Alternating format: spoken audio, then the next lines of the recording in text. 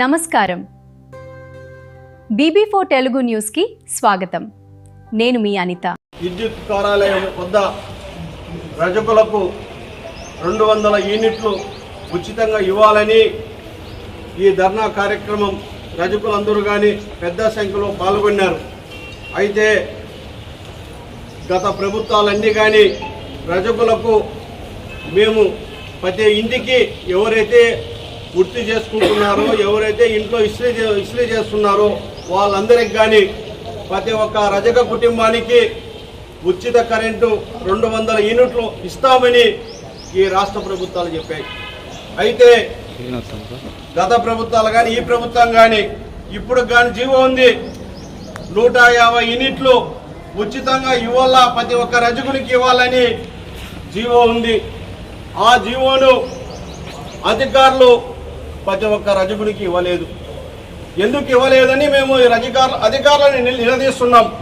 ఉండే జీవోని వాళ్ళకి ఎందుకు అది అమలుపరచలే?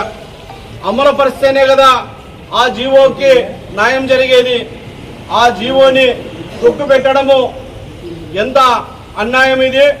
అదేవిధంగా రజకులు ఎక్కడైతే ధోబీఘాట్ దగ్గర వృత్తి చేసుకుంటున్నారో అక్కడికి రాష్ట్ర ప్రభుత్వం ముఖ్యమంత్రి చంద్రబాబు నాయుడు అక్కడికే వెళ్ళి మీకు 200 యూనిట్లు 150 యూనిట్లు మీకు ఉచితంగా ఇస్తున్నాము, మీరు లక్షణంగా చేసుకోండి, మీకు అవసరమైతే ధోబీఘాట్లు ఏర్పాటు చేస్తాం, ఇక్కడ గుడ్డలారేసుకోవడానికి స్థలంగాని ఏర్పాటు చేస్తామని ఈ రాష్ట్ర ముఖ్యమంత్రి చెప్తా అంటే ఆయన ఇచ్చిన జీవోను అధికారులు ఇంతవరకు అమలు చేయకపోవడము ఇది సిగ్గుసేటని మేము అధికారులకు తెలియజేస్తున్నాం. ఒక పక్క చంద్రబాబు నాయుడు, ఒక పక్క పవన్ కళ్యాణ్, కూటమి ప్రభుత్వము పేదలందరికీ కానీ మేము ఆదుకుంటామంటున్నారు. రజకులు కటిక దళిద్రంలో కదా అనుభవిస్తాండేది. ప్రజలందరూ మైల బట్టలు ఉతికి ఆ మైలంతా నెత్తి మీద పోసుకొని పిల్లలు చదువులు పోక అదే వృత్తిలోనే కష్టపడుతున్నారే. అలాంటి రజకులు మీకు కనపడలేదా?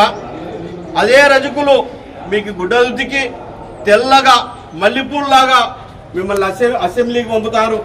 ఇదే అధికారులకి మీకు తెల్లగా బట్టలు ఉతికి పంపిస్తారు. మళ్ళీ ఇవన్నీ మీరు అప్పుడు రజకులు కనపడరా?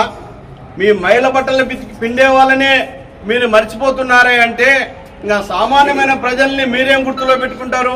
పద్దెనిమిది వేస్తేనే మేము ఇళ్ళ దగ్గర కనపడతాం. మా రజకులకి మేము ఏదో ఒకటి చేయాలా, మా ఇంటి ఆడపడుచులని మీరే చెప్తున్నారు. ఒక పక్క రైతులు చెప్తారు, రాష్ట్ర ప్రభుత్వం చెప్తుంది. మళ్ళీ ఎక్కడ మాకి స్థానం ఉంది? ఎక్కడ మమ్మల్ని దగ్గరికి తీసుకుంటున్నారు? రాజకీయంగా వెనకబడినాం, ఆర్థికంగా వెనకబడినాం, అన్ని రకాలుగా వెనకబడిన కులము రజక కులం. మళ్ళీ అలాంటి కులానికి ఎందుకు మీరు 200 యూనిట్లు ఇవ్వలేకపోతున్నారు ఉచితంగా? ఉండే జీవోని 150 యూనిట్లు ఉచితంగా ఉంది, దాన్ని మీరు ఎందుకు అమలు చేయలేకపోతున్నారని ఈరోజు అనంతపురం జిల్లా ఎస్సీ కార్యాలయం దగ్గర ధర్నా పెట్టాం.